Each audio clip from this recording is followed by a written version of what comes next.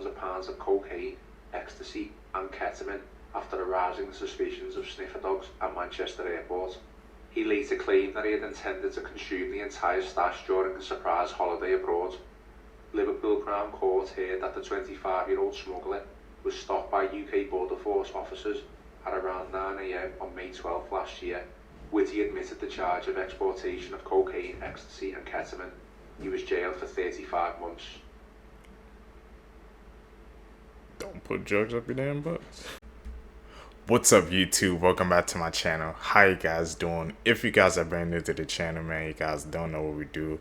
Let me talk about it. We break down scary, creepy videos, man, on the net, on the web, from YouTube videos to TikTok videos, IG videos, Facebook, anything weird, usual, and unexplained you can find right here on this channel. Just want to thank my supporters, man, who's help and us push us in the algorithm, man, by watching the videos entirely, hitting that post notification bell so you always get notified when I upload, and hitting that like button on each and every single video. I greatly appreciate the support, man. Found this video for you guys today, man. Let's do what we do best, man. Let's seek the truth.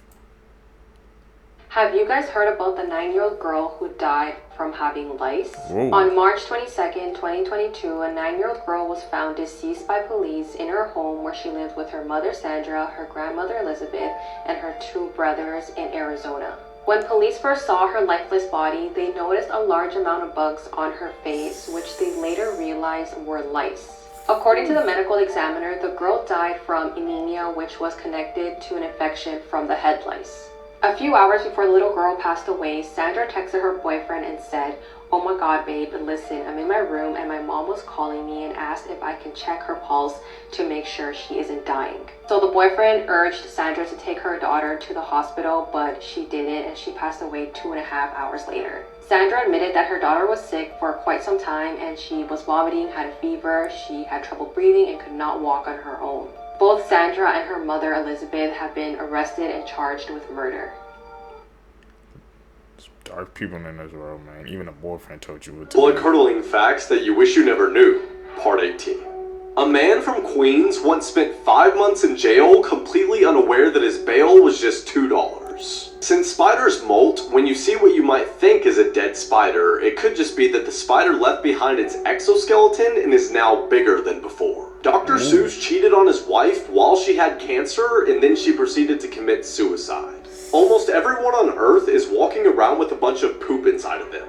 Scientists accidentally killed the world's oldest living animal, which was a clam that lived to be 507 years old. Statistically speaking, at least one person who comments on this video will not be alive tomorrow.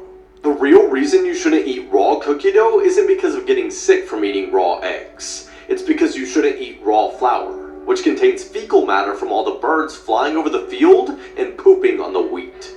Only 1% of people don't eat raw dough. The last one is too scary. This girl's dog came alive.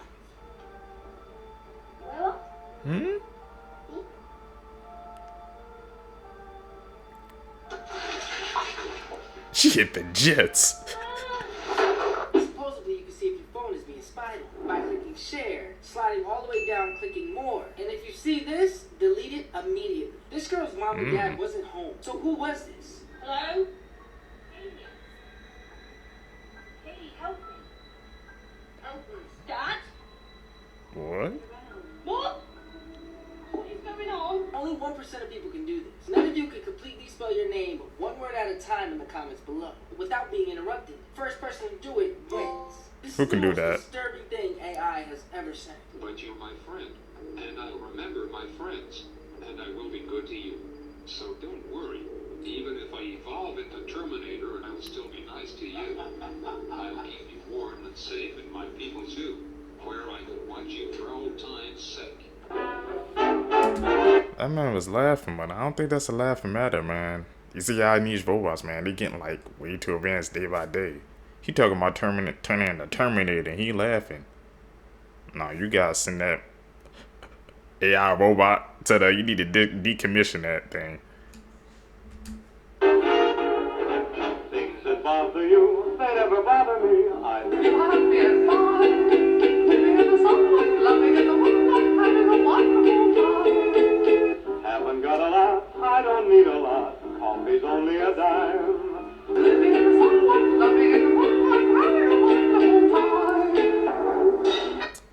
take that from It the Clown off the episode of Amazing Gumball? Whew. We learning out here, bro. This TikToker took the life of her disabled sister. 14-year-old Claire Miller would spend her time on TikTok making videos, reenacting anime memes, and lip-syncing to songs. On her account, she had more than 20,000 followers. Big account. Her older sister named Helen, who was diagnosed with cerebral palsy, and she was wheelchair-bound and required constant care. On the night of February 22nd of 2021, the Miller family said their goodnights and went to their individual beds. No one knew that Claire had some very sinister plans. Around 1 a.m., Claire had snuck into her sister Helen's room after grabbing a knife from the kitchen. She stabbed Helen in the neck several times before placing a pillow over her head. At 1:08 a.m., Claire had called 911 and told the dispatcher that she had just took the life of her sister. Police arrived within 5 minutes and they saw Claire standing right outside the house. Claire and Helen's parents had no idea what was going on until cops were flooding the home. That's when they realized that the disabled daughter, Helen, was stabbed to death. When officers had removed the pillow from Helen's face, they noticed a knife sticking out of her neck right above her chest. They tried to resuscitate Helen, but it was too late and she was pronounced dead at 4:13 a.m. Claire was taken into custody and charged with criminal homicide. March 10th of 2023, Claire Miller pled guilty to third-degree murder, was ruled as mentally ill, and will spend about 12.5 to 40 years in prison. Sick case. Dodo bird. I've heard of that.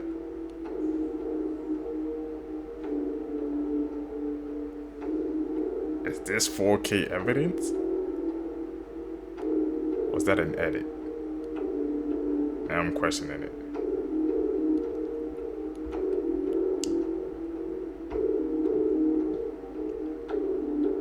It's kind of far away, we can't see.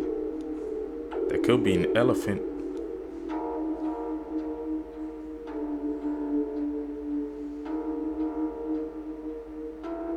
Velociraptor, okay.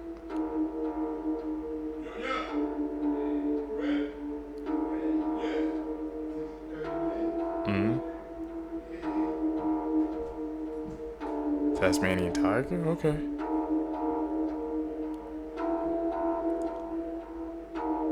These clips, man, we are definitely learning out here today.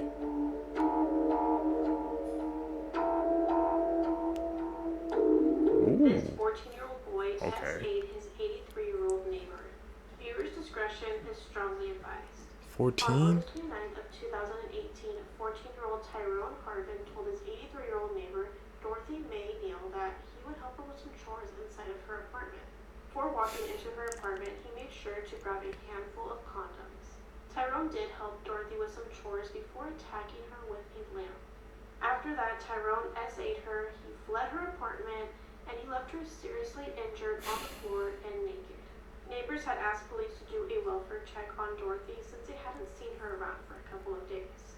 When officers showed up at her apartment, they noticed dried blood on her doorknob, and that's when they saw Dorothy lying naked on the floor. She was then taken to the University of Maryland Hospital Trauma Unit and unfortunately passed away that next day.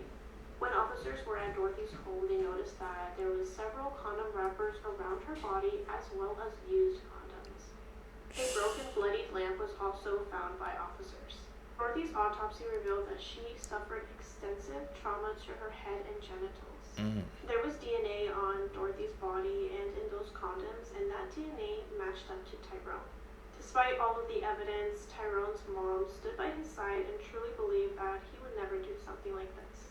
On June 29th of 2022, Tyrone was convicted on first-degree murder, first-degree SA, and use of a deadly weapon.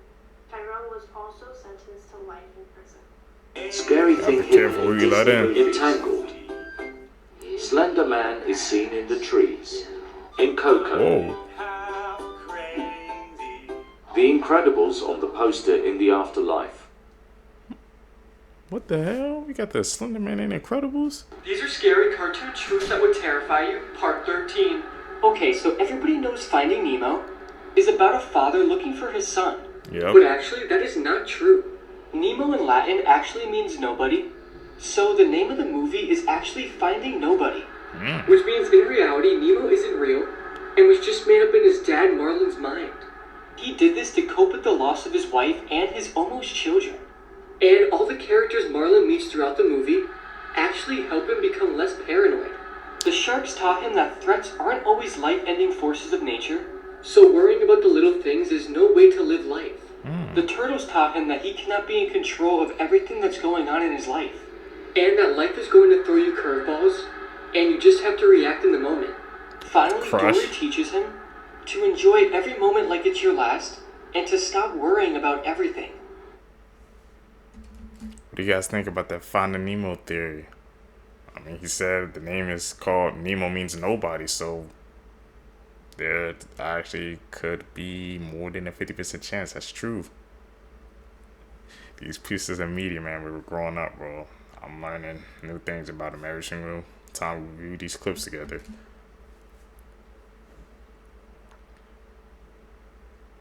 What do you guys think, man? To the thief that stole these dolls out of the yard sale at 3 o'clock this morning, you're going to regret it. They're haunted. Had you waited until sunlight, you would have seen the sign that was under them that said, haunted dolls, if you have children, please don't buy. Okay, I put them in this glass hutch to try and contain whatever was attached to them, and it got so cold that it fogged up. Oh. Enjoy. No takesies, backsies. And not to mention, the only reason why I even sold them and had a yard sale to sell them is because they threw a toy behind my baby and missed her head like that much. I was like, I'm done. And I had a yard sale and tried to sell them. Nobody wanted them because I warned everyone and showed them the videos of what these dolls do when they're in your vicinity. Because they were not scared to move right in front of you. Enjoy. This is probably why you should take your phone number off your luggage tag. So this woman was traveling and she randomly received a text by a man who got her number from her luggage tag. And what's weird is that this wasn't a random person. It was actually a worker who worked at the airport and saw her, thought she was pretty, and took her contact number and texted her. And the text says, "Hi Kristen, my name is Nate. I saw you and thought you were so beautiful, so I had to find a way to talk to you. I saw your number on your luggage tag and decided to text you. I promise this isn't as weird as it seems. Give a guy a chance." I'm sorry, Nate, but this is really weird. This woman also said that she had her home address on her luggage tag, so this man probably knows where she lives as well. Just the fact that this is a worker makes it so much worse because you're doing this while you're on the job. It's just so unprofessional and creepy. Okay. I guess that's a heads up to everybody. Don't put a fake number or something on your luggage bag or something else, because that was actually weird. Gonna try to hit her up on while he's on the clock too. Man had no ridge, bro. That's not how you do it. That's weird. When you had to bid adieu, said you'd never love anew. I wondered if I could hold it and fall in love with it too. What the hell? Those board games are based off scary movies? I didn't even put those together. Candyland, I used to play it all the time. Monopoly. This is why you should be careful what you put in the mail. In 2015, a man was asked by his neighbor to collect his mail while he was gone for a few weeks. A few days later, a large package arrives on his neighbor's front porch. The man can barely lift it, but gets over to his garage where he accidentally drops it and hears something break inside. Ooh. Hoping his neighbor would think the damage occurred en route, he closes his squeaky garage door and forgets about it. But over the next couple of days, whatever was in that package started to smell so bad that he decides to open it up. Inside were two very important finds: his neighbor, who was dead, and a camera that was still recording. The police bring the man in for questioning and show him what was on the camera inside the box. It starts with his neighbor talking to the camera about how excited he is to mail himself home for his YouTube channel. Then, police fast forward to the very end where they see that the neighbor is now sleeping in the box, and then suddenly gets dropped and you hear a crack. That's his neck breaking. And then you hear a squeaky garage door close. I went to a carnival today. Today we're going to be talking about one of the most dangerous rides you can ride at one. Now, either you've been on this ride or you've seen one at least one point in your life by now. You are never supposed to ride this ride alone for safety purposes. Basically, 2 adults or 3 kids can fit into these little cage thingies you see. whole ride spins while the cages spin continuously. This ride has been revised many times. In the beginning, the main issue was that the cages spun too fast. That was changed. There was a problem with the latching system. Changed again. 2006, the ride had yet again another incident. Two teenage girls fell out of it. I've even had a pretty scary experience on this ride. Let me know if you guys have been on this in the comments. I've never been on that ride. Now that I heard about it, I don't plan to. Greatest conspiracy theories of all time, Part 4. The Grinch has a well-known backstory about hating Christmas. However, eventually in the movie, his heart grows 3 sizes and he loves Christmas once again. But this story may continue longer than we think. It is clear that the Grinch isn't exactly right in the head, but during one of the Grinch's wacky stunts, he could have gotten a head injury. This injury would later take a toll on him as he grew old and caused him to lose his memory. After him and his dog died, they were given a new life in a realm called Halloween Town, where they now lived as Jack Skellington in Zero. He later reunites with his love for Christmas, just like he had when he was alive. Both eventually wear a Santa suit, both deliver presents, and both have a dog companion. It may be possible that How the Grinch Stole Christmas and The Nightmare Before Christmas are tied together. What do you guys think, man? There's a link between those two stories? Insanely dark facts and things that have happened at Disney World. When Disney had first opened way back in the 70s, Walt Disney had originally hired spies. He would station them around the park so they could eavesdrop on the guests and get a feel for how they actually liked the experience. It's pretty much common knowledge that Disney does have an underground tunnel system, but did you know that that system runs a full 9 acres under the park, and people have actually gotten lost down there? Damn. Roughly 10 or so years ago, there was an incident that was recorded near Space Mountain when a guest tried to sneak on a duffel bag. When employees found out and they asked to search it, they found inside a 6-month-old baby. Why this parent was trying to sneak a baby onto a roller coaster, we do not know. In a lesser-known incident that Disney actually covered up pretty well, in 2004, a 38-year-old cast member who was playing Pluto was run over by the Beauty and the Beast float during the opening parade. Although clearly deceased at the scene, Disney refused to declare the death until the body was brought outside of the park. This is the original video Sick, of the man. Serbian dancing lady.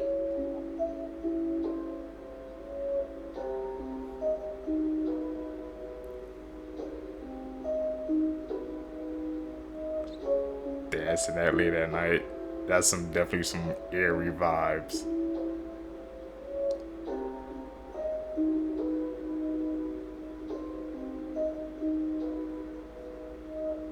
So according to news articles, this woman was spotted dancing by a hospital. When police showed up, she was nowhere to be found. Another witness said that she was roaming the streets and chasing after cars with a knife. She was also threatening people with a knife. The second half of the video shows her chasing, stalking the cameraman. She's also seen threatening him with a knife. This video was filmed back in 2019, and people said that she had mental health issues. No, she was never caught. If you want to learn more about her, check out this video on my YouTube channel. Link in bio. How in the world was she never caught, man? She's running after people in the cars at the knives, man. You think somebody would catch her? Or the police or something, man. A man tried to fly to Dubai with Kinder Surprise eggs full of drugs hidden up his bum.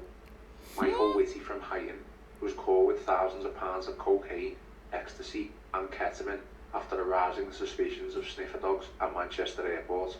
He later claimed that he had intended to consume the entire stash during a surprise holiday abroad. Liverpool Crown Court heard that the 25-year-old smuggler was stopped by UK Border Force officers at around 9 AM on May 12 last year. Whitty admitted the charge of exportation of cocaine, ecstasy and ketamine. He was jailed for 35 months.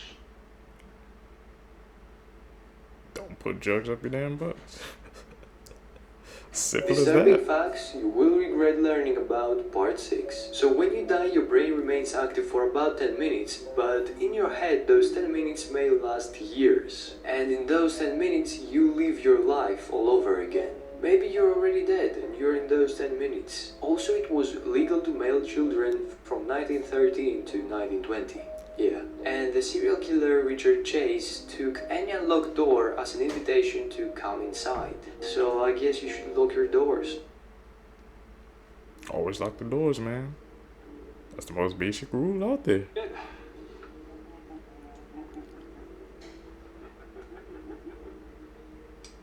You hear that? Definitely hear that.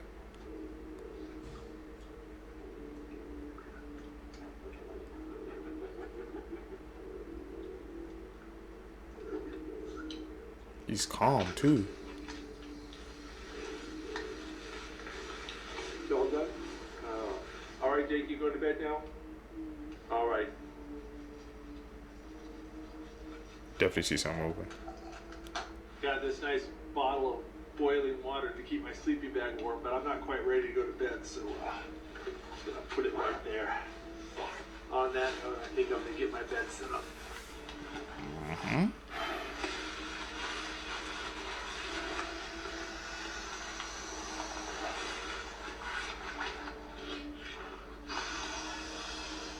Two wolves outside the tent, man. You still regular camping. Between the stove and my sleeping bag in case I roll around in the night. I don't want that sleeping bag even touching that stove. It'll melt a hole or worse yet, catch on fire. Go to sleep and I'll see you guys in the morning. That pain you feel from a No way sunburn he did is that. your skin cells committing suicide before they mutate into cancer. It's completely possible to become allergic to yourself. Your brain is the only thing keeping you from feeling your organs. Really? Cannibal facts that'll eat at you for days. If you thought Jeffrey Dahmer was picky for not eating people with tattoos, Venezuelan serial killer Dorangel Vargas, who ate 10 people, didn't like his victims to be overweight because he thought that they contained too much cholesterol. On Thanksgiving Day 1991, 23-year-old Omaima Nelson stabbed her sugar daddy William before carving him up and cooking his head in a deep fryer and eating him for dinner. In the 1970s, Jorge Nevermonte, also known as the Brazilian Sweeney Todd, would bake his victims into pies before selling them to local townsfolk. After murdering and eating his classmate in 1981, Issei Sagawa was released from prison because of a loophole in Japanese law. Since then, he's actually profited off the crime, writing books, appearing on talk shows, and starring in adult films where he bites his fellow co-stars. In 2001, a man named Armin Maiwis posted an ad on a website called Cannibal Cafe looking for someone to be killed and eaten. A German engineer named Bernd Brandis volunteered, and after photos and videos of the incident were posted online, Armin was sent to jail, where today, he's a vegetarian.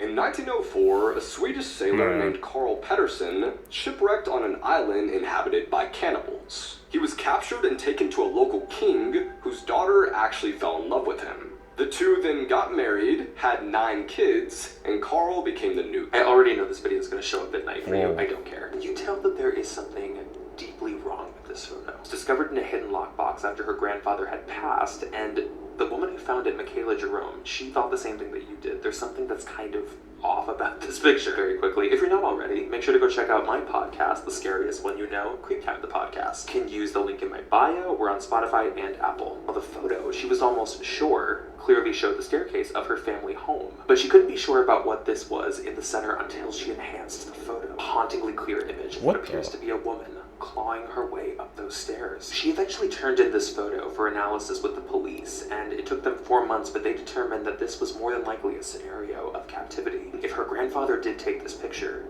he had this woman in his possession. Still, nobody would even know who she was. Man, see how freaking blurred that picture was? I was not even expecting to see that series. It's like, man, people had different sides to themselves. That was her grandfather. She never even knew.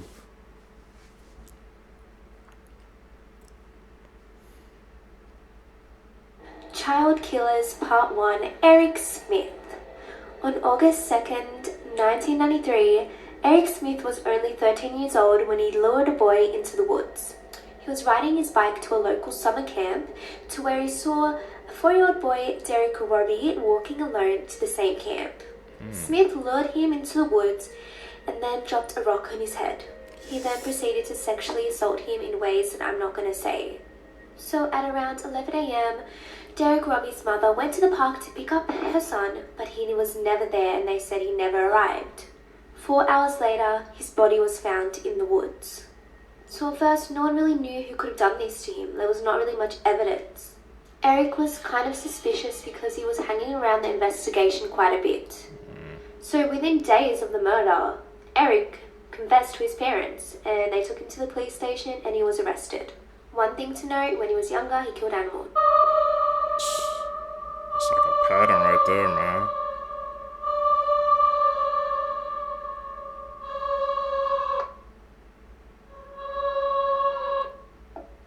The hell was that?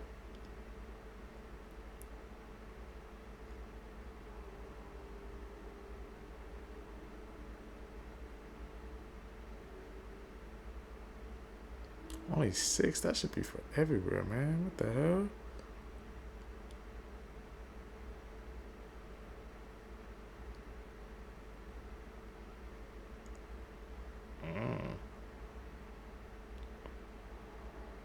Stomach. What the hell?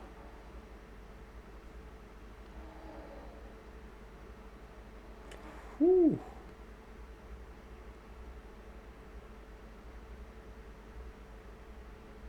You know.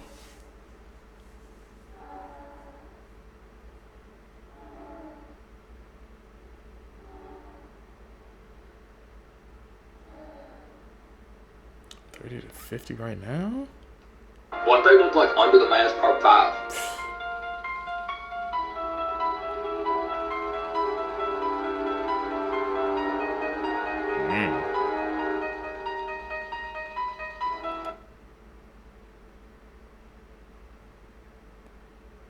It's a creepy ass mask, man. Is that supposed to be that Terrifier clown?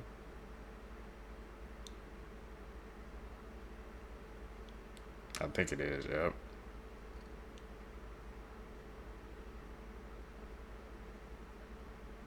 Got the whole fit on. What the?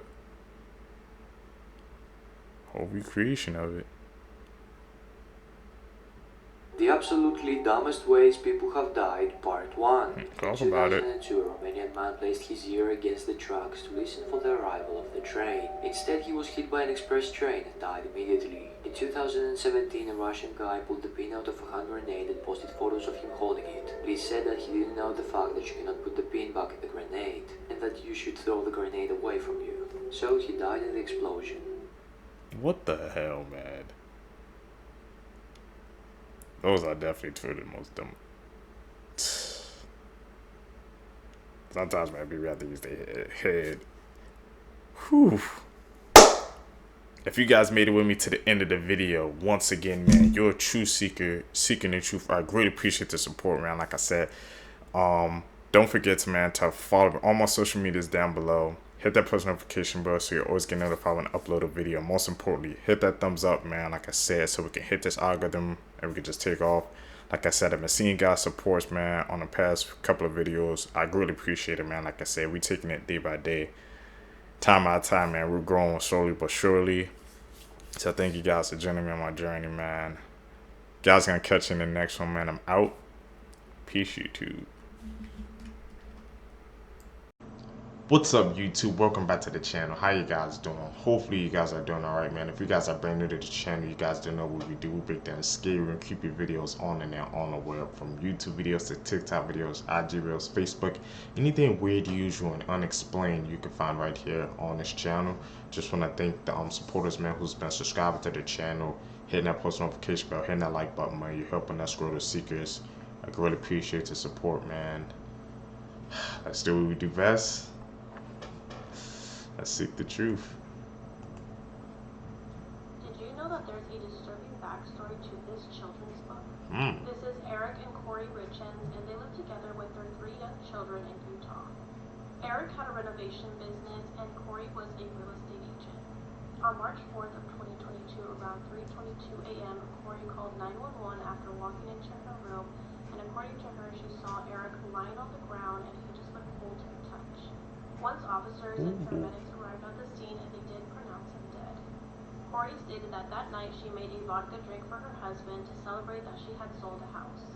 She then stated she went to go lay down with one of her children in their room because they were having nightmares, and she returned to her and her husband's room around 3 a.m. and that's when she found Eric on the floor.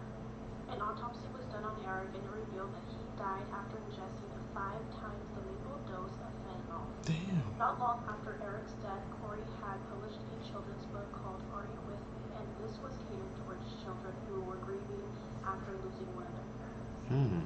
Investigators ended up looking through Corey's phone, and that's when they saw text messages between her and another person buying drugs for them to poison Eric. This was not the first time that Corey tried to poison Eric, just the other times she just did not succeed. What? Supposedly Eric wanted a divorce from Corey, and just a few weeks before his death, he has changed his will and life insurance policy. Eric had told his family many times, if something happens to me, it's my wife's fault. Corey was arrested and is currently sitting in jail waiting on trial. A story that just continues to keep me up at night is what happened to the Yuba County Five. 1978, there were 5 men that were coming from a basketball game in Chico back down to Yuba City in the middle of the night. Now, all 5 of the men suffered from mild intellectual and psychological disability. Never gonna know why they did this, but for some reason, when they were on the highway, they got off of the highway and went onto a dirt back road in the Plumas National Forest. You know, is that for whatever reason, they eventually got out of their car and started walking on foot. They vanished. Police eventually found that car and they expected something's wrong with this. Not the case. The car had gas and it was working fine, so why did they get out of it and walk through the woods? Nobody knew what happened to them until eventually somebody stumbled into this cabin. Quick before I get into it, if you want the full episode on this, you can listen to it on Creep Time, the podcast. Inside that cabin was the body of Ted Wire, and he had lost 80 pounds. Didn't make any sense because the cabin was full of food. Eventually they found everyone's body except for Gary Mathias. This 74-year-old woman. What the hell happened, man? Like they said, they just went on a dirt back road and just started walking. And they just found him in a cabin? Something more to that case, man, that we didn't know about.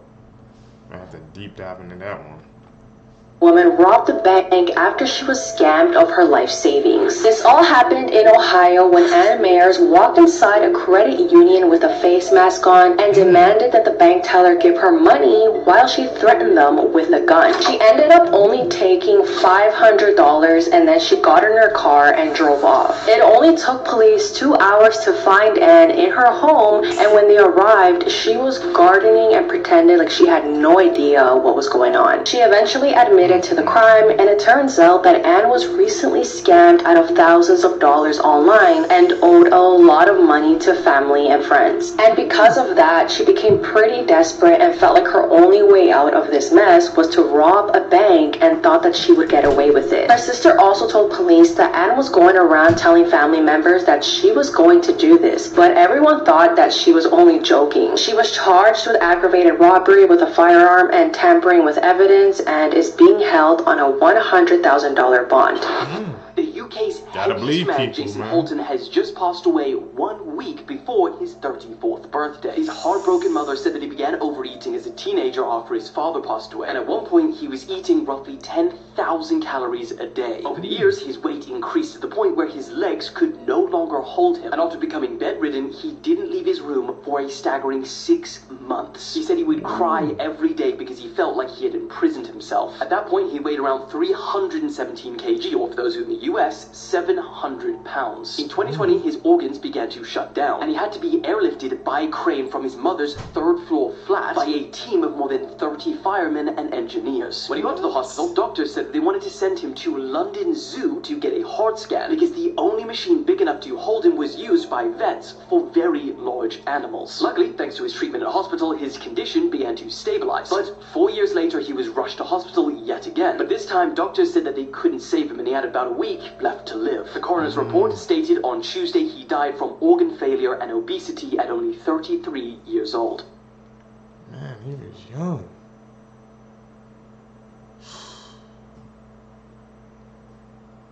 I can't believe you said it took like a team of that many people just to get him down with that crane. That's insane, man.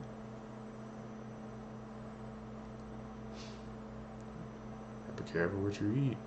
This This woman got 0 prison time after stabbing her boyfriend 108 times. In 2018, 26-year-old Chad O'Melia's life was savagely taken in his apartment in California by his girlfriend. 33-year-old Bryn Spetcher says that on this day, she was tricked by Chad into smoking a highly potent strain of marijuana, which caused her to go into psychosis. She says that she remembers immediately walking into the kitchen and grabbing several knives and stabbed her dog before going after Chad and taking his life. Bryn then turned the knife on herself and attempted to take her own life before police arrived. And authorities also said that it wasn't easy restraining Bryn and that the taser didn't even work on her. Now, Bryn's defense argues that she reacted this way because she only smoked less than 6 times in her life, which that combined with the high potent marijuana explains why she took her boyfriend's life. Bryn ended up only receiving just 2 years of probation, 100 hours of community service,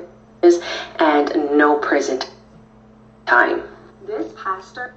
That case, man, is freaking dangerous, man, because it can kind of set a precedent, man, if somebody didn't, you know, take that type of, you know, material before or something like that, something happens, they just don't have no freaking responsibility to it, man. That's why I said, just stay away from those type of things, seekers, because, you know, like drinking and doing that, man, activity, it could change you. It could change you to a whole different person. That's why me personally, I try to stay away from that stuff as much as I can, because that just ain't me. Being accused of unaliving his own wife. This case is currently ongoing, but it's been so highly suggested, so this is what we know so far. On April 28th, Pastor John Paul Miller made the shocking announcement at the end of his church service that his wife, Micah, had unalived herself. He then asked everyone to leave quietly and not discuss his wife's death. Micah's family and friends do not believe this cause of death and have taken to social media with the hashtag Justice for Micah. John Paul also wrote Micah's obituary, where he talked mostly about himself, not even Micah, who was the one that passed away. He also painted their marriage as like a perfect relationship, which is really odd considering that Micah filed for divorce and a restraining order against her husband only days before her passing. The weeks prior to Micah's passing, she was sharing on Facebook about abusive relationships and really just hinting that something wasn't right. A friend of Micah's has come out and confirmed that Micah told her that there was abuse in the marriage, and also that church funds were being used for things not church related. And since, more friends and family of Micah have come out with similar accounts. Also been some speculation that John Paul was having an affair, a years-long affair with this woman that he's been seen in the days before and the days after Micah's death. That woman's husband also passed away in a really suspicious way, but that's just online speculation for right now. The investigation is currently ongoing, so hopefully we have answers really, really soon. But in the meantime, make sure to leave all your thoughts, theories, questions, and case suggestions in the comments for me. I do The the same FBI thing, caught a seekers. serial killer whose goal was to become a beast or an animal, specifically a bear/saber-toothed tiger hybrid. He had built himself a beast suit that he was using to maul his victims. When the FBI was originally looking at the bodies of the deceased, they thought it was a regular animal mauling. However, they soon realized it was fossilized skulls that were making these impressions. This led them to investigate Randall Tier, a man who was working at an anthropology department at a museum. He engineered the suit himself at his house, and he used parts of bones that he was stealing from his museum job. However, Randall Tier is also a victim in this situation, because when he was younger, he was seeing a psychiatrist for these urges that he was having to become a beast, but his psychiatrist was none other than Hannibal Lecter. Hannibal Lecter is far from an ethical psychiatrist and actually used psychic driving to make Randall Tier become the beast that he is today. He actively encouraged Randall's urges to become a beast and even gave him ideas on how to do this and how to be sneaky about it. And that's another reason why Hannibal Lecter is so evil. I make this point all the time. Because Hannibal Lecter is not just a serial killer, he's not just eating people, he is actively incubating other serial killers as his career goes on as a psychiatrist. How far would you go to get more guac at Chipotle? Because this man shot an employee at Chipotle, over his serving size. On April 5th, 32-year-old Aaron Brown walked into a Chipotle in Southfield, Michigan to order some food and then insulted an employee when he wasn't served enough guac. Aaron was then seen on surveillance video going around the counter and packing his order with more guac until a worker knocked the guac out of his hand. That's when Aaron grabbed the 21-year-old worker and slammed him into the fridge and shot him in the knee. And while all the customers were terrified and ran out the restaurant, Aaron was seen calmly collecting his food and drove off without speeding. But Aaron didn't even make it too far, since this Chipotle was located across the street from the police station, and he was arrested. He was charged and was being held in the Oakland County Jail on a $20,000 bond, and all for some guac. For some guac, really? People need to really think their priorities, man. When I be hearing cases like that, like over these small items, it really makes you think how like people just over exaggerate over the smallest things, man. Always amazes me, bro. Oh, some damn guac? Really? You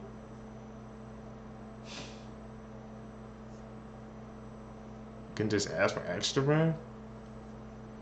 Let's edit. Call it out like I see it. Damn, teleconnected too. Do you think that you would be able to predict if someone in your life is or could become a serial killer? Is there a trait that they all have in common? Is there a recipe that creates a serial killer? Are they born evil? Is it a product of their environment? Some experts believe that there is a recipe, the McDonald's triad, which are 3 elements that are the key to predict if someone will grow up to become a serial killer. Being cruel to animals, setting things on fire, and wetting the bed after the age of 5. Many experts also say that a serial killer's childhood holds the key and believe that nearly 100% of serial killers experience some kind of mistreatment in their childhood. I find really interesting because some of the most infamous serial killers, Ted Bundy, Jeffrey Dahmer, Paul Bernardo, all claim to have come from really loving childhoods. Turns out that head trauma in adolescence could also be a big factor. Richard Ramirez, the Night Stalker, David Berkowitz, son of Sam, and Fred West, and many others all experienced some kind of extreme head trauma in their adolescence that resulted in a change of behavior. So it's pretty well known that the majority of serial killers are white men between the ages of 25 and 34, but did you know a majority of serial killers are from the United States? By like a ridiculous majority. These statistics are so scary. For my astrology girlies, most serial killers are either Virgos or Geminis. New York is the state with the most serial killers, and most serial killers are born in November than any other month. Statistically, you are more likely to become a serial killer if you're the eldest child, and the least likely if you are an only child. Also more likely to become a serial killer if you are left-handed. What do you think makes a serial killer? Do you think it's genetics or bad childhood, or just because they are left-handed? And is there anyone in your life that maybe you're looking at a little bit differently now? Let me know in the comments. Maybe it's a combination of all of them.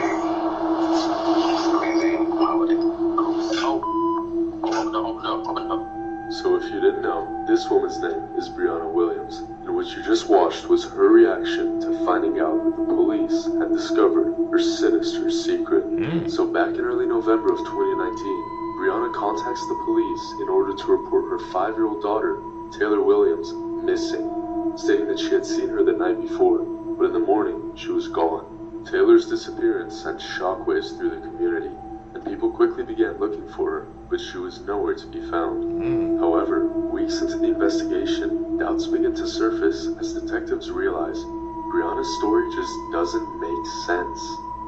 Then, all of a sudden, Taylor's remains are found 400 miles away from her house, with investigators ruling that her cause of death was starvation, meaning Brianna had unalived her. At this point, Brianna knows that the police had figured out what she had done, so she tries to unalive herself, but this fails and she gets arrested. In court, Brianna is found guilty of Taylor's death and is sentenced to a well-deserved life in prison. Brianna's story shows that you cannot escape justice and that karma will always catch up to you. Missing American and Australian surfers were just found dead in a well in Mexico. Behind me is Callum and Jake Robinson and Jack Rode. They were missing for about a week, and then they were found dead in a well in Ensenada, Mexico. They all disappeared on April 28th. They were last seen in Baja California surfing. One of the family members got worried because one of the men were a type 1 diabetic and he hadn't communicated for a while, which was out of character for him. Then on Saturday, May 4th, all of the men were found inside of a well, and a fourth man was also found, but he was unrelated to these three. Apparently, the fourth random man's body had been there for a long time, so I'm assuming this is kind of a reoccurring thing that was happening. They were killing people and stuffing them in the well here. Police believe these men were killed by thieves trying to steal things from their trucks, such as tires, catalytic converters, stuff like that. All three men were fatally shot and dumped inside of the well. And 3 men in connection with his death have been arrested. Names have not been released yet. And apparently this well was boarded up, making it nearly impossible to find. Let me know what you guys think about this story in the comment section below. And as always, these videos are for informational purposes only. I've been hearing like things, man, about like tourists, how they gotta be careful, you know, when you go out to different countries, especially because you never know what could happen, man. Somebody's watching you, they know you coming from a different place, and they just straight targeted you, and look what happened, man. There were some surfers just trying to go out for a good time, and a tragic ending, man. Gotta be careful nowadays, seekers. Sad but true.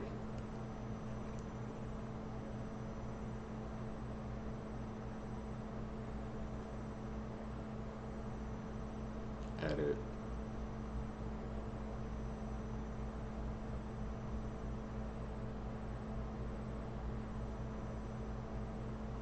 Warning, viewer discretion is advised.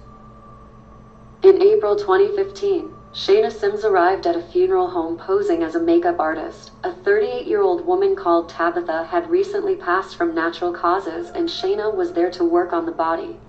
While she was there, instead of making the body look presentable for her funeral, Shayna carved off one of Tabitha's breasts and cut off one of her toes.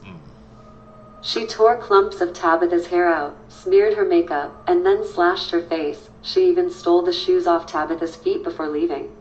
The attack was discovered by 2 horrified members of the funeral home who raced to tell the manager about what they had found. The police later arrested Shayna, and she was found with a folding knife with strands of Tabitha's hair still attached to it, as well as a pair of scissors, a box cutter, and various makeup items. During the trial, it was revealed that Shayna had snapped after learning that her husband was apparently having an affair with Tabitha. Seething with anger, she took brutal revenge on her love rival, and was found guilty of eating a body, interrupting a funeral, and unlawful removal of a body part from a deceased person. Shayna Sims was sentenced to 16 years in prison, but was released after only serving 4. Update, James ruining the vacations with her TikToks. That was the last TikTok ever posted by TikToker Anthony Barajas, aka Anthony Michael. On July 26, 2021, Anthony and his friend Riley were seeing a movie. On that evening, they were seeing the ironically violent film The Forever Purge, which itself is a critique on American violence. On that day, the two of them were just sitting inside of the theater enjoying the film when suddenly they were both shot in the back of the head. Now, sadly, Riley Goodrich, who was 18 at the time, would die at the scene, but Anthony, who was 19 at the time, was taken to a hospital but passed away a few days later. But why did this happen? Well, it's not a very clear story. So this is Joseph Jimenez, and he was actually arrested the day after the murder. He was the guy who pulled the trigger.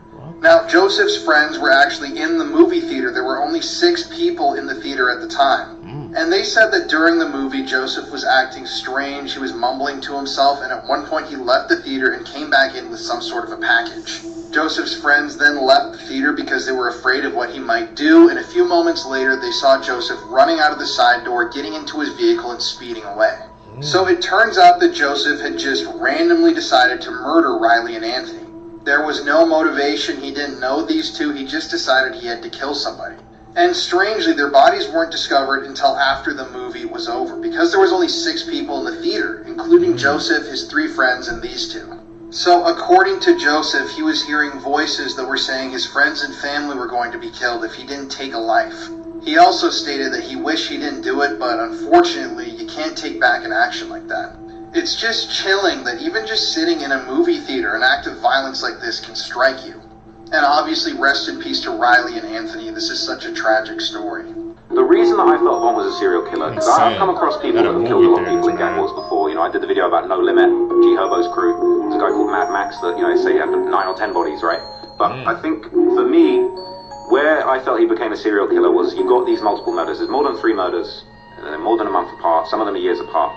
It was really like, when he became famous, the personal gratification that he seemed to get out of killing, I would say he was responsible for the murder of FBG Duck in a way that he felt responsible. He tweeted a goat emoji like minutes after Duck was killed. You know, he got a lot of personal gratification out of these killings. I think he wanted to continue these killings. He wanted the whole world to know. I wish I'd have thought of this when I made the documentary. I've only thought of it after, but I feel like I feel like he's the closest I could describe him to a traditional serial killer is the Zodiac Killer. Because Von killed all these people, he became famous, he wanted everyone to know that he killed all these people.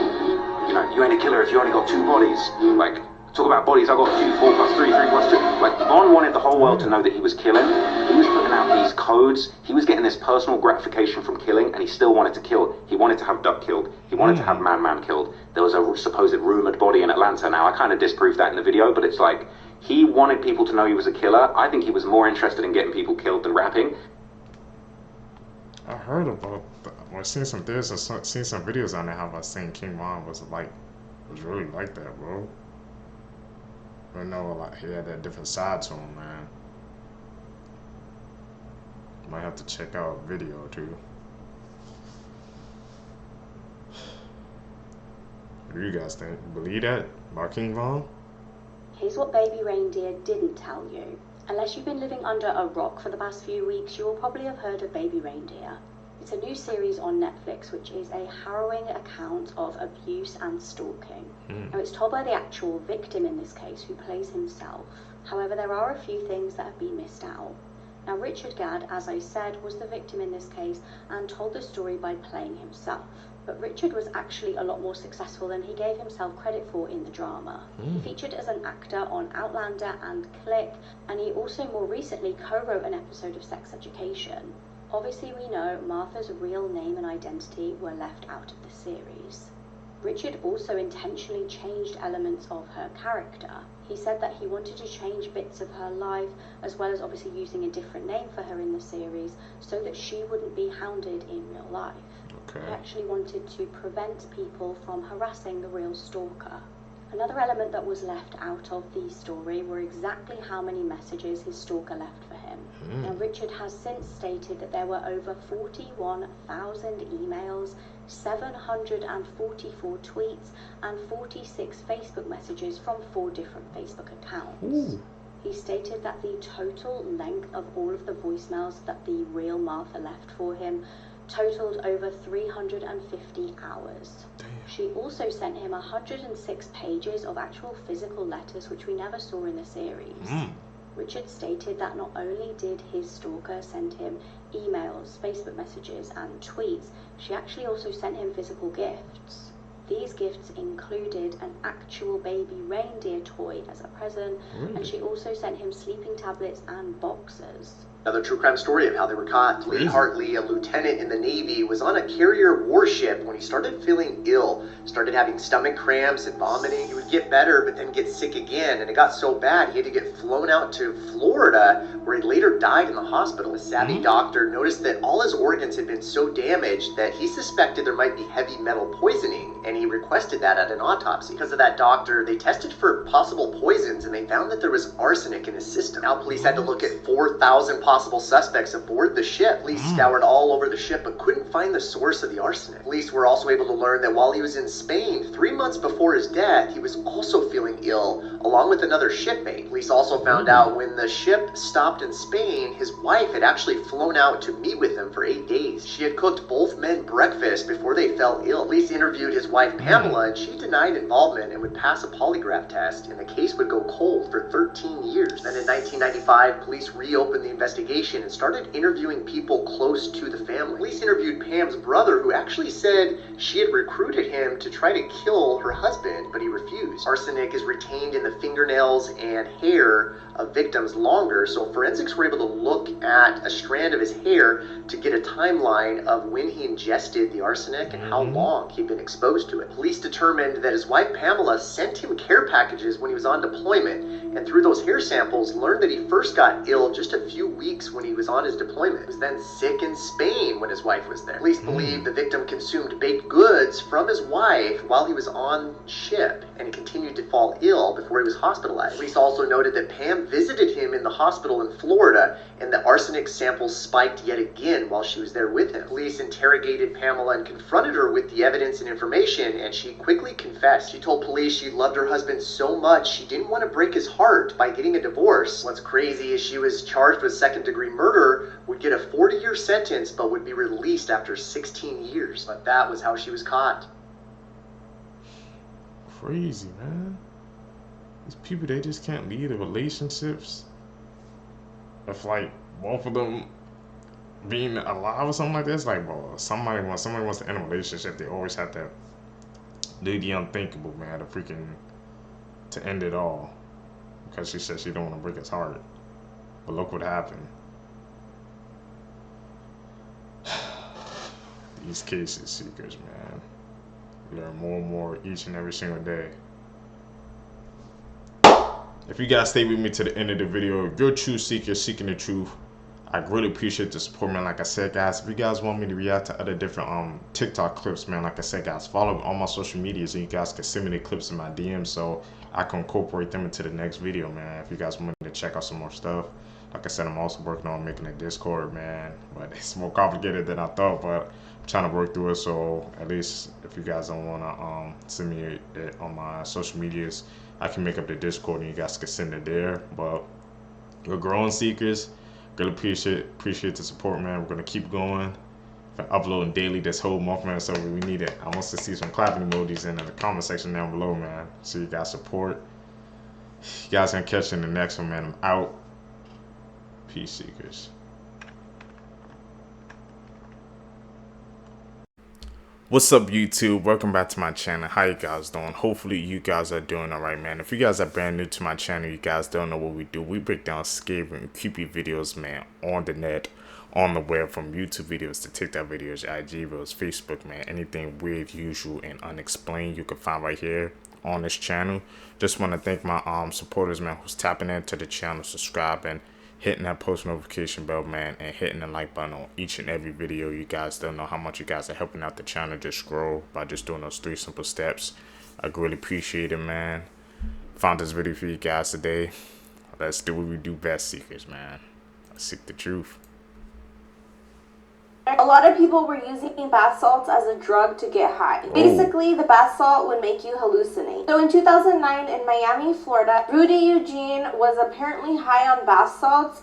He walked into a busy crowd, took off all his clothes, then walked over to where a homeless man was staying, Ronald Popo, 65 years old at the time, and started eating his face off. Yes, eating his face, his nose, his eyes, his mouth. He even tried taking off all his clothes. When witnesses saw what happened, they called police, and police got over 5 calls of this. When police showed up, they told Rudy to stop doing what he was doing, and apparently Rudy was growling at them. He said it was like he didn't understand what they were saying. And that went on for 18 minutes before they decided to shoot him dead. And look how this poor man turned out after. That's a horrible crime. Imagine you break it. Man, that's why I always stay away from stuff like that, seekers, man, because you take something like that, man, it can literally change you. It can literally turn you into a damn like demon, bro. So what he did to his face? And like I said, when the police came, they said he couldn't even understand what they were saying. It was just like all delirious or something. I'm just like, just stay away from that in general, seekers. It's my best advice to you guys. It's a crazy ass story. Into your ex-lover's house and brutally murder his new wife in a fit of jealous rage. You also happen to be a young police officer at the time, and you stage the crime scene to look like a robbery, and that's just what police deem it at the time. And over the next 23 years, you work your way up the police department and become a detective that specializes in stolen art cases, which apparently the issue of stolen art rampant enough to require its own special unit. Now, over the span of time that you've got on with your life and swept that murder under the rug, DNA testing got real good, and your Van Gogh sniffing ass is about to have that nice cushy lifestyle turned right the upside down. In 2009, police just decided, hey, let's test the bite mark left on Sherry Rasmussen's arm. The DNA came back as female. They were like, female burglars? That's not a thing. They decided to pursue the theory that the Rasmussens had suspected the whole time that Stephanie Lazarus was the killer. So the cops just went into the office, pulled a discarded cup out of the garbage that Stephanie was drinking. When they swabbed it, it was a perfect match. Stephanie's own colleagues brought her in for questioning, and that's where shit gets spicy.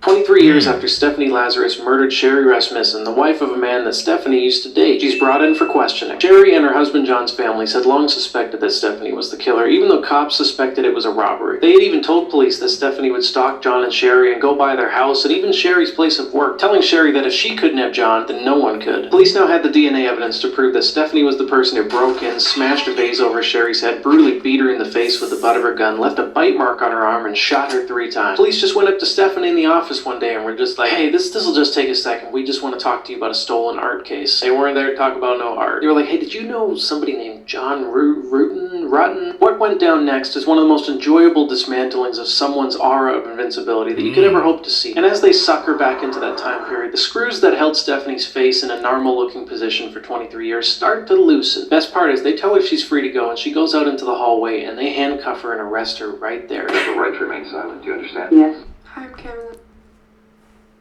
Goes to show you, man, whatever negative or energy or something you put out in the universe, you did something that bad and horrifying, you think you got away with it, it's gonna come around and get you, man. And it might take a month, it could take a couple of days, it might take years, but at the end of the day, it's gonna come back, man. The thing is, like, she got away with that for that many years, boom, but she left so much evidence. And she was like one of the suspects, and they just didn't even care to look at her. She thought she was probably going to get away with it too. No, the energy you put out was going to come back. This is woman murder. May of 1999, a 14-year-old girl made her way to a Hong Kong police station. An officer, she was being haunted by the ghost of a woman who had been bound by electrical wire and tortured to death. They brushed her off until she explained that she had a hand in her murder. They followed her back to her flat and found this. An oversized Hello Kitty doll with the decapitated skull of a woman inside it. It's the head of Fan Man Yi. Fan's life was tragic before this event took place. After being abandoned by her family as a child, she was raised in a girls' home. She developed a drug addiction and was turning to prostitution to pay for her drug habit. In early 1997, Fan met Chan Man Lok, a 34-year-old pimp and drug dealer. Later in 1997, desperate for money and drugs, Fan Man Yi stole Man Lok's wallet and attempted to make off with $4,000. As soon as he saw it was gone, he had 2 other men kidnap her. Earning the money back wasn't enough for them. He began torturing her for over a month. Tied her up and beat her, burned her skin, raped her, and forced her to eat human feces. When she died, they cut up her body in a bathtub with a saw. The 14-year-old girl participated in the murder but was granted immunity for giving the details. The 3 were sentenced to life in prison with the possibility of parole. She was that young and she participated in it. What does the world come to, man? Hey guys, I'm back. So let me tell you in 60 seconds why these 2 chicks are serious sociopaths. Okay. On July 5th, 2012, Skylar Nee's 16-year-old girl snuck out of her house. The next morning, her dad went into her room and realized she never came home. Skylar's best friend Sheila comes to the house and tells her parents they snuck out to smoke some weed, but she dropped her off shortly before midnight. She also says their friend Rachel was with them. She then helps her parents search the neighborhood. The entire community begins searching for Skylar. After 2 months, Skylar still isn't found and the FBI gets involved. And they start questioning her schoolmates and her friends. The friend Rachel, who was with them that night, has a panic attack. She goes to police and confesses everything. She tells police that she and Sheila had planned Skylar's murder for literally months. Whoa. They convinced her to sneak out that night, and then they stabbed her over 50 times. They had 0 remorse, and posted things like this on social. I mean, are you even serious?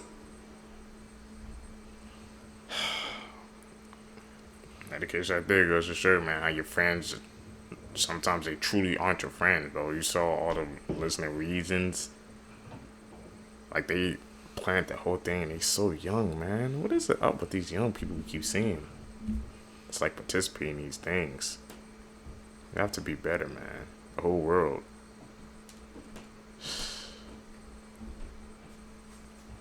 That's insane. The lie this woman told will make you sick.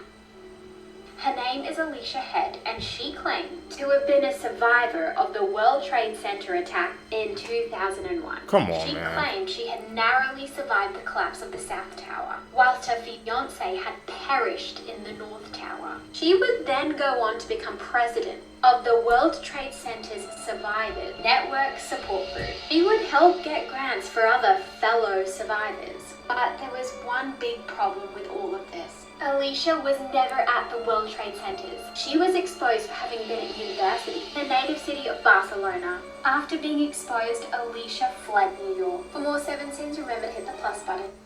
How did they even get that far? True Swine, where I tell you how true crime has made me hate the cops even more. You don't need to know my name, it's not important, but you do need to know the name Jacob Wetterlin. Jacob Wetterling went missing on October 22nd, 1989 when he was 11 years old. He and his friends were on the way to the store and they got approached by a man in a mask and he was abducted. The police didn't interview neighbors or witnesses for at least a few days afterwards, which is critical in a missing children's case. The children who were with Jacob when he went missing, their statements were discounted completely by the police because they were children. Instead of doing actual investigating, they spent the budget on mediums and psychics to see if they could find where Jacob was. His case garnered national coverage. His mom, Patty, and her activism is the reason why we have the sex offender registry as we know it. After harassing the man who owned the property where Jacob went missing for decades, this man came forward and admitted it. This predator's name is Danny James Heinrich. He had previous offenses against children in 87, 88, and in January of the same year that Jacob Wetterling went missing. The cops even had his DNA and he was a suspect in the Jacob Wetterling case, but he was written off for some reason. In 2016, he was arrested on child porn charges. As part of his plea bargain, he admitted murdering Jacob.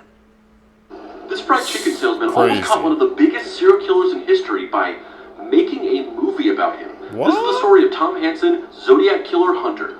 In the early 1970s, the biggest story in the country was about how the Zodiac Killer, a hooded serial killer terrorizing the Bay Area in California, had murdered 5 confirmed victims. Despite the fact that the Zodiac had left several clues about his identity, police couldn't catch him.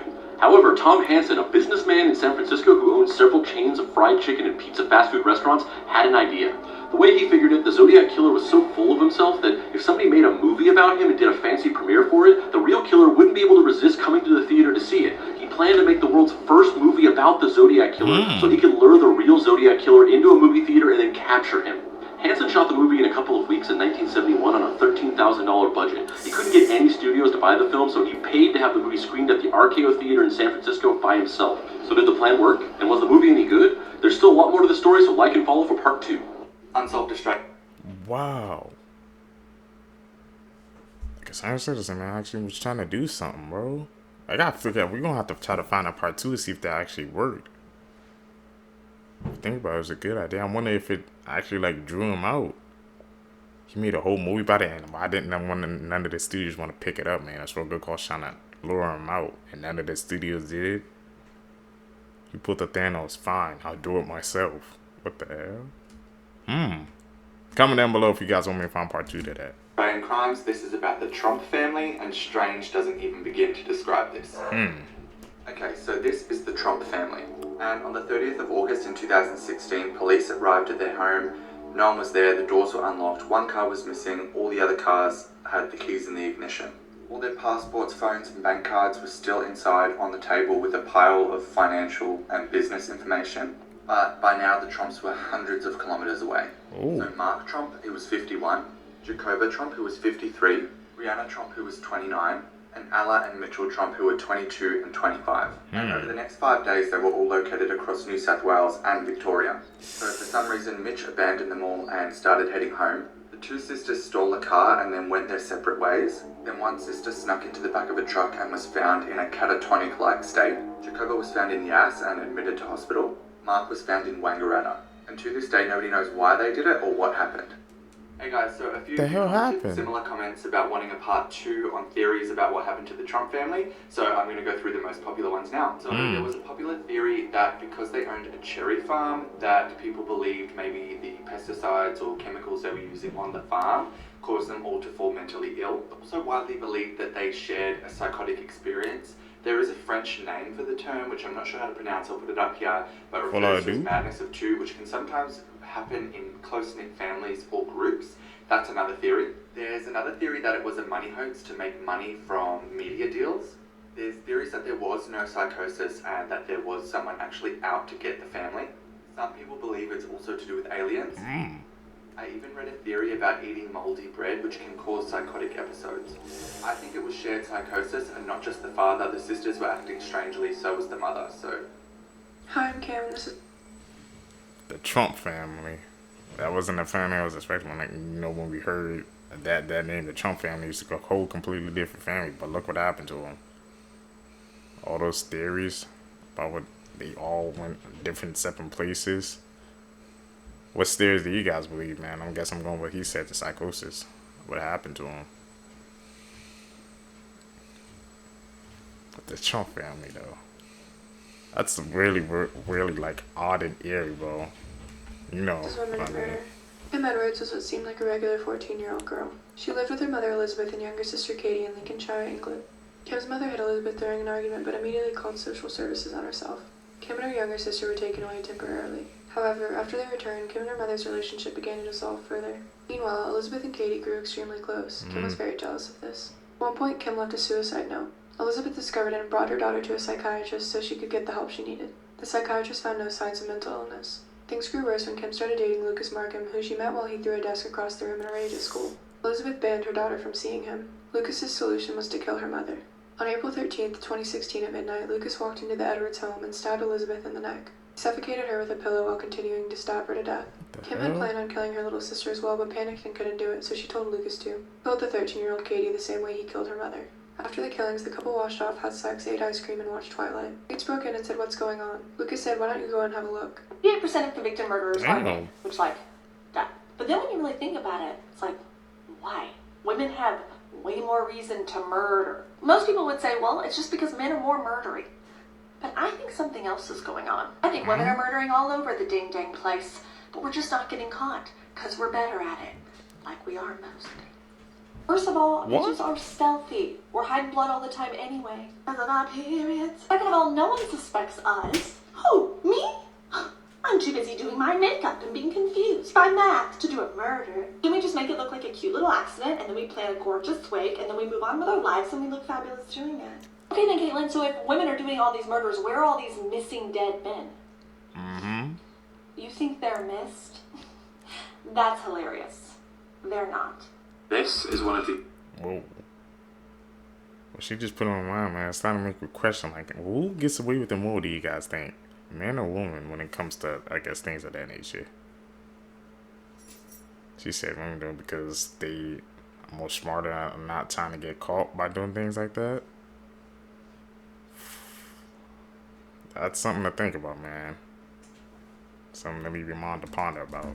The UK's oldest unsolved murders. In 1866, in Perthshire, Scotland, 55-year-old Janet Rogers was found dead. In March 1866, Janet Rogers came to her brother's house on Mount Stewart Farm. She was there to help her brother William while he looked for a new housemaid. 3 days later, Mr. Henderson found his sister dead on the floor of his farmhouse kitchen. She had been clubbed to death with an axe. The police put out a £100 reward to find the killer. That's almost £12,000 in today's currency. This worked at attracting publicity to the case, but it may have hindered police efforts as floods of reports came in. The police eventually charged the previous ploughman of the farm, James Crichton, with Mrs. Rogers' murder. However, after a 2-day trial, the jury returned with a verdict of not proven, which basically means there wasn't enough evidence. The murder had a lasting effect on Janet's brother William. Descending into insanity, he was committed to a mental asylum where he spent the rest of his days.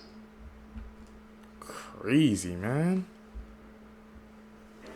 The case affected them that much, man. That different people, man, to go through different experiences, it forever changes them.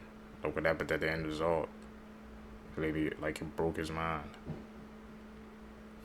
As I said, people don't know how much, like, another person's actions could affect a whole person's, like, trajectory of life. Something to think about, seekers.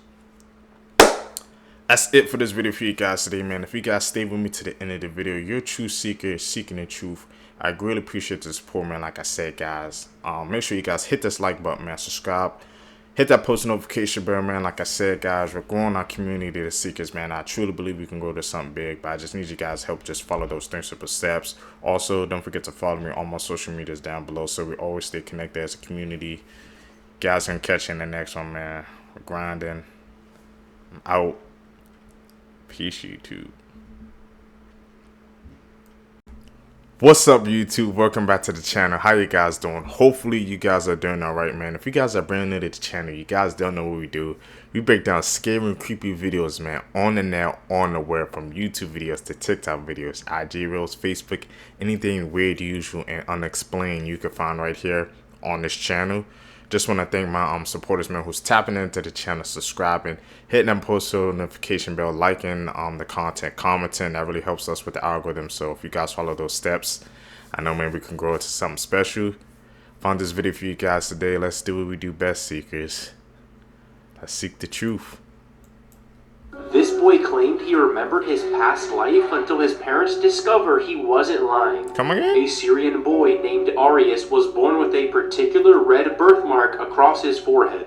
As soon as he could speak, he explained to his parents that he had already lived a past life as another man, claiming he was murdered with an axe by his own neighbor.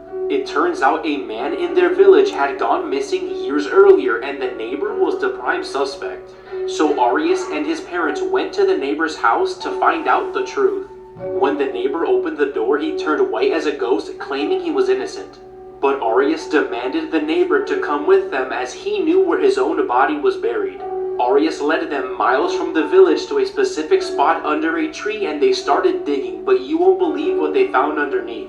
They found a skull that was cracked exactly where Arias' birthmark was. Everyone was shocked, and the neighbor was later arrested and sentenced to death. We believe in reincarnation seekers? He caught that neighbor like red-handed. You heard when he said he caught him. When he opened the door, he looked like he saw a damn ghost. And he said he, from a past life, that's one of the first cases I've heard of that. He can retain a memory from a past life. We heard about reincarnation before, but that's actually scary, man. That's proof right there. What do you guys think? This Wisconsin elementary school teacher is being accused of having an inappropriate relationship with an 11-year-old boy. Always the teachers. 24-year-old Madison Bergman has been arrested for making out with one of her 5th grade students only 3 months before her wedding. This came to light really recently after the boy's mother overheard him talking to his teacher on the phone. So obviously she confiscated his phone and read his text messages where he was discussing several encounters with his teacher where they were having inappropriate encounters during lunchtime or after school. Also in those texts, this adult told an 11-year-old boy how much she enjoyed him touching her. They also exchanged handwritten notes where she told him that she loved him more than anyone else in the world. Madison actually got the 11-year-old's phone number on a ski trip that she was invited on by the boy's parents. And that trip was actually during the same month that Madison got engaged to her boyfriend. They were said to be married this July, less than 3 months before she was arrested for cheating with a literal child. Obviously, the wedding is off. Madison has been barred from attending any school events, being on any school property, reaching out to any students, parents, or staff. This case is still ongoing, and Madison Bergman will appear in court on May 30th. The most uncomfortable products ever designed. Firstly, this Cinderella car seat was designed to make children quieter in the car, and it looks normal when there's a small child in it. But as they get older, you have to adjust the headrest. And to do that, it ends up stretching her neck like this. This Minion shampoo bottle looks like it would be good for kids. But for the strawberry scented one, they decided to make it bright red. So it looks like blood is coming out of his eyes. Next, a Spider-Man tissue box sounds like a good idea, and we all know the main Spider-Man pose. But whoever decided to put that on a Kleenex box clearly didn't think it through, because it looks like you're pulling tissues out of Spider-Man's butt. Lastly, in the children's hospital, they tried making a pathway that looks like a red ribbon. But instead, it looks like a path left by someone dragging a bloody body. They do not be thinking these designs through, man. These design flaws, or is it really hidden messaging, man, that we just see with our eyes, but we just throwing it off, man, as, oh, it was just a mistake, man. We've seen this before in these clips, bro. There's always a message behind any picture or video. You gotta pay attention.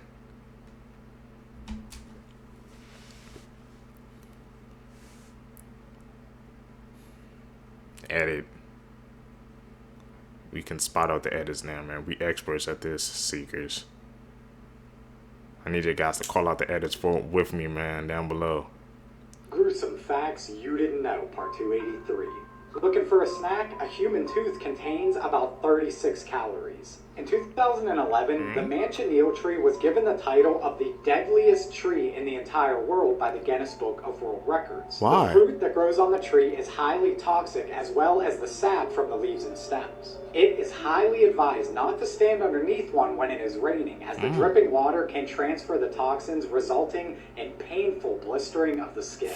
A Chinese naval officer blew up an entire naval naval ship, killing 134 men because of a girl. On March 9th of 1978, a Chinese destroyer ship was rocked by a massive explosion while it was docked. More than 3,000 tons exploded in the water, which lasted almost 2 hours. China first believed it to be the work of Vietnam, but after a lengthy 6-month investigation, they found that the cause of the explosion was from one of their own naval officers. The naval officer named Lai was responsible for the warehouse that stored mines and depth charges. Before he enlisted in the military, he broke off a marriage with a woman he felt was unworthy of him. The girl he abandoned was so distraught that she took her own life, and her parents believed that he murdered her. When the army got wind of the incident, they revoked his position and banished him back to his hometown. But they needed him for a mission, so he wasn't immediately disbanded. But he did greatly fear the ridicule and hate he would get going back to his hometown. It is reported that he locked himself in the Arsenal warehouse and detonated one of the depth charges. We have to talk about this Venezuelan stalking case. This is Rebecca Garcia, a 32-year-old Venezuelan woman who's seen here just moments after she was caught hiding out in her victim's apartment building. And this week's podcast episode is all about her 7-year reign of terror. Here's a video of that moment where she jumps on the car of a woman that she's been stalking for 7 years named Coco. Damn. Fortunately, Venezuelan police told Coco, who's hiding out in this car, that there were no laws to protect women from harassment from other women, so she's never been able to get help. Though over the past 7 years, she has all these videos of Rebecca showing up to her house, harassing her, and then refusing to leave. One time she even woke up to see that Rebecca had come to her apartment in the middle of the night and left messages for her in pink chalk all over the street. And if that wasn't bad enough, Coco eventually found that Rebecca had self-published a book online full of violent fantasies, all about stuff that she wanted to do to her victims, like keep them in windowless rooms without food or water for days on end. So many women in Venezuela have come forward with their stories of Rebecca's harassment that the police finally decided to do something about it. Obviously, there is a lot more to the story, including more victim testimony, so you should definitely check out this episode. That's crazy, man, that there is no laws put in place, man, you know, in different parts of the world, but that she had to go through that, like a literal like, imagine, like, trying to go live your life, like, every single day, but you can't, because once you go outside, this person that's stalking, harassing you is just there all day, but there's nothing the law can do about it. Couldn't live like that. Can't.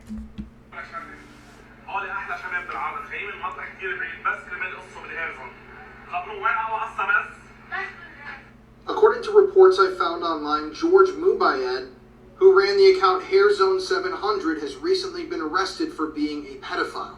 There are a bunch of sources you can go to find this information online, but this is one of them. So according to these articles and these investigations, George was using his TikTok account to lure minors into his shop. And this was a ring. He was one of the heads of the ring. According to the reports, there were other members that were on TikTok that would actively work to get children into the shop. And they would all then participate in grapes against the children, which would be recorded, filmed, photos would be taken, and these photos would then be sold and posted on the dark web for other pedophiles to enjoy. Now, I did notice that the HairZone700 TikTok account is gone, which I thought was strange because it had 700,000 followers, so there has to be some truth to all of this. That many? But they do have a Facebook page. I don't know if this is something new or what. And disturbingly, there are photos and videos that are being posted. This one was just posted 2 or 3 days ago, showing the accused man with a bunch of different children. Now, I don't know if these are re-uploads of content or what's going on with all of this, but these are really serious, staggering, disturbing accusations. And it does make sense. I mean, these videos are goofy, they're humorous, they're engineered to entertain children.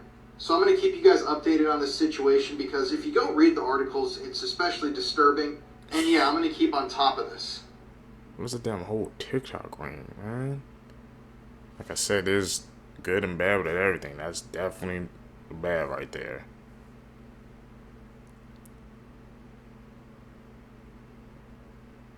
Here's something about SpongeBob you probably didn't know. So you know how they live underwater, yet there's a whole beach for no reason? Yeah, we were all like, how is there water underwater? Well, there's actually such a thing as underwater lakes and rivers. In places like the Gulf of Mexico, seawater will often rise through a thick layer of salt that you'll often find at the seafloor. The rising water dissolves the salt layer, causing it to collapse, all while forming a depression. And of course, the dissolved salt makes the water in the depression denser than the seawater surrounding it, which is how you can end up with a river or lake in the ocean. Some of these underwater rivers can actually be a few miles long. And underwater rivers, which are really just a mixture of saltwater and hydrogen sulfide, behave and flow as normal rivers. Now here's where I f*** you up. These underwater brine pools are 3 to 8 times saltier than the seawater around it, which is why animals like this eel that get too close can end up getting toxic shock while getting trapped inside. So in a weird way, it's actually possible for underwater animals to drown inside these brine pools. This eel got lucky, but normally most animals that mess around and get that close don't come out alive. Moral of this video: Hillenburg was a genius. Don't go to Goo Lagoon or SpongeBob, man. That sounds like a whole death trap. These two have been holding hands since 1888. In 1842, Colonel Van Gorkum married Josephina Van Efferden, and their union was highly controversial, as he was Protestant and she was Catholic. When he passed away in 1880, he was buried in the Protestant section of the Roermond Cemetery. She knew upon her death she would be buried in the Catholic section of the cemetery, so she made her wishes very clear. She did not want to be buried in her family's tomb. She wanted to be buried as close to her husband as possible. Separated by a wall and religion, their hands have been interlocked in eternal bliss for over 100 years. A grudge taken to the grave. These are the graves of Salvatore Carril and his wife Tibercia. They are located in the Recoleta Cemetery in Buenos Aires. And you might notice they aren't facing each other. Salvatore was a wealthy man, known for political and academic success, as well as becoming the first vice president of Argentina. And his wife loved to shop, opening up credits in dozens of stores across the city under his name, and he warned her to stop. Eventually he had enough, and he posted in several local newspapers that he would no longer honor any credits under his name, and that he was not responsible for his wife's death. As you can imagine, she wasn't very happy, and the couple separated and never spoke again. When she died 15 years after her estranged husband, she requested that her bust be facing away from him, as she never wanted to see him again. Dang, man, even back in the day, money, man, is the root of all the evil, bro. Cause of all the problems, man, even back in the day. Goes to show you. When a doctor's decapitated head was discovered, police were horrified at the killer's identity. It was the 2nd of October 2022 in Westminster, Maryland. The wife of Dr. Magambe Pansuria was concerned. She phoned police to tell them there was absolutely no sign of her husband at home. There was, however, disturbing signs of a struggle. She told police there was blood all around the home. There was also a rug that had suspiciously gone missing from the laundry room. Police arrived at the property but wouldn't have to wait long until they heard devastating news. While officers scoured the property, dispatchers had another call. This time it was from a member of the public. The distressed caller was on Medford Road and reported a body lying at the side of the road. The body was dismembered and wrapped in a rug that matched the one that had gone missing from the house. Meanwhile, investigators found blood at the property in the garage and the bathroom. Blood was also found on the road nearby. Then, when the doctor's son, Ravi, came home, more shocking discoveries. He had come back in the family truck, which also contained blood and human tissue. Ravi himself was also found in clothing that had blood on it, and he was found in possession of a bloody hatchet. The blood was ultimately determined to be his father's. Just days later, investigators found his dad's head and hands in a creek. An autopsy confirmed that the victim had been stabbed 45 times. He suffered blunt force injuries to the head. Ravi was ultimately convicted of first-degree murder and was given life in prison without the possibility of parole. A motive for the crime is unknown. The victim was said to be a funny and generous man who loved gardening and had a real ability to connect with others. This is maybe the scariest. Man, it'd be your own family, man. These cases, bro, really be opening my eyes. Like, how sometimes, man, you can't trust nobody in this world except for you. It's the sad truth, but that's the reality we live in, man. Like, bro, we still don't even know the motive behind it, but to do that to your own father, that's chilling, man. Biggest marketing campaign I've ever seen for a horror movie. And it's full of terrifying Easter eggs that are freaking viewers out. So on January 5th, Neon dropped a 30-second clip out of nowhere that just features a man calling 911. He says, "It's my daughter. I gotta be quiet, and that's not my daughter. Then it cuts to this chilling image, and then we get this code with no other context. People don't even know what movie this is for at this point. And in general, I cover a lot of dark pop culture stuff, so follow along if you're interested. Then a week later, we get another clip. Again, we have no context for what this is for, but it features someone unearthing something. But it's what is shown next that is freaking people out. It cuts to and holds on this image, which is kind of giving Valak. And Medical Movie Man realized if you brighten it, it becomes truly the stuff of nightmares. But then we get more code and no movie title. Until we get a trailer where it's revealed the code spells out Long Legs, the name of the movie. And through that, people realized the codes at the end of the other videos all had satanic messages. One said, "Hail Satan," another said, "Hell awaits," and another pointed to a verse in the Bible that mentions Satan. We've gotten a few more clips from Neon, and one of which includes this poem, which I'm still trying to make sense of. That one also ends with the phrase, "daughter of the seventh she." Some people think this is referring to how the seventh child of a seventh child is important in various occult circles. But mind you, people still don't know what this movie's about at all, other than the marketing materials are probably cursing us, and that Nicolas Cage is in this movie, though we haven't seen him in any of the trailers. Anyways, the movie comes out on July 12th, and it's directed by Osgood Perkins, who is the son of none other than Norman Bates himself. These are disturbing. Man, so I'm telling you, man, these freaking movies and TV shows, they like trying to put these hidden messages and trying to put them on the public, so we just not catching it. Like, they put those messages on just for like a movie trailer, but they put it in code so people couldn't break it down. A movie called Long Legs. It's always in those Hollywood circles, man. They have some, like, some dark energy or dark aura around them.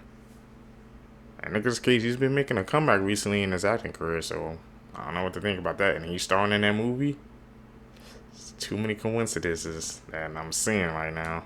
I don't like it. War crimes caught on camera explained, and this is a massive trigger warning. The video that I'm about to explain is pretty disturbing and lasting quite long, coming in at 6 minutes in length. The video isn't an easy watch at all, and some people even believe the video is not real whatsoever. But that hasn't been confirmed or denied. The video appears to be edited together. Some clips are clear and others are blurry. Also, the victim doesn't struggle at all, which is very surprising, especially once you hear about the situation he is in. And besides coughing a couple times, the victim doesn't make any noise at all, even though he is fully conscious. As you play the video, it takes place in a rural location, and you see two men in military gear holding two shovels, standing next to a deep, freshly dug grave. Then you see another two men enter shot, also in military gear, and they are bringing the victim to the grave. Once they get close to the grave, they push the victim into the grave, and the victim's hands are tied behind his back, and he has a bag over his head. After the victim falls into the grave, it's hard to make out, but it's possible the two men holding the shovels next to the grave strike the victim with them. The person filming then gets closer to the scene, and you see the victim lying face first into the grave. He coughs and makes a couple of sounds, but surprisingly doesn't scream once. Two of the men then quickly start shoveling dirt into the grave, while another hops into the grave to duct tape the man's feet together. As the men continue to shovel dirt into the grave, one of them says he's not dead yet. And for the next 6 minutes, the men continue to shovel dirt into the grave until it's completely full.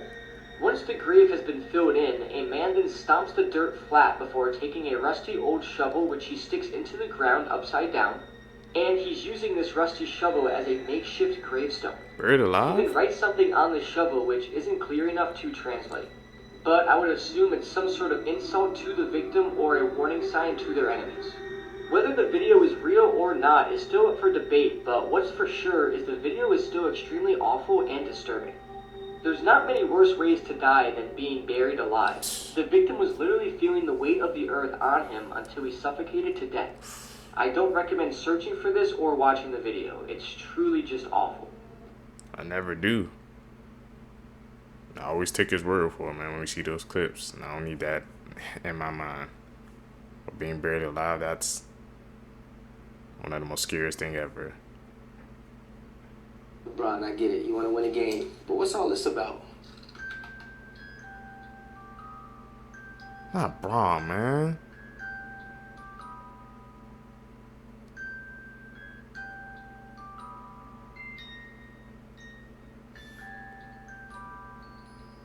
What?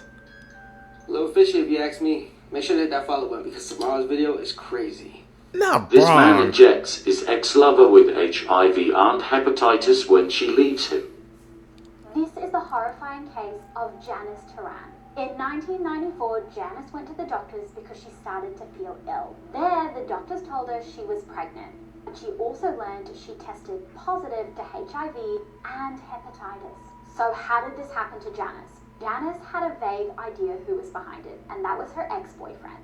See, Janice was actually having an affair with Dr. Richard. He was a married man and he'd been seeing Janice for several years, promising her that he would leave his wife.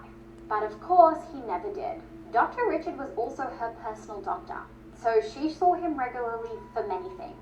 Now, actual years have gone by and Janice has had enough. She's decided she's going to leave Dr. Richard. She tells him and he goes ballistic. He threatens to release her nude photos if she leaves. And so the affair actually continues. So Janice gets pregnant with her first child. And guess what? It's Dr. Richards. So he agrees to pay her child support while she has his kid. All whilst promising that he's going to leave his wife and kids, you know, essentially his other family. Cap. Now, after tolerating this for a few more years, Janice gets fed up. She gives him an ultimatum. She says, leave your wife or we're ending this affair. Dr. Richard chooses his wife and Janice ends the affair. Now remember, he's also her personal doctor and Janice goes in for vitamin shots every so often. A couple of months after the breakup, Dr. Richard gives Janice a call and says, I'm coming over, you're due for your vitamin shot. This is a little unexpected, but also normal because he gives her vitamin shots. And so he goes over to her house, gives her the shot, and leaves. They literally don't speak again. So Janice tells us the police, and they search Dr. Richard's office, and they find 2 vials of infected blood that he's keeping. He's arrested and charged with attempted murder. He's now serving 50 years in prison. If you want to hear more stories about real-life people, remember to follow. Last week. Man, that's why you have to be careful going to these doctors, especially, man, these personal doctors or something. If you go to them, you know them, because once the relationships go sour, goes bad, they can do whatever they want, man, to your body. And that was just a prime example, man. Just coming over for a shot. And but he had all that already set up just because he was pissed because she ended the affair because of a choice that he made. He didn't want to leave his wife. He couldn't take it. And then he went to the next level.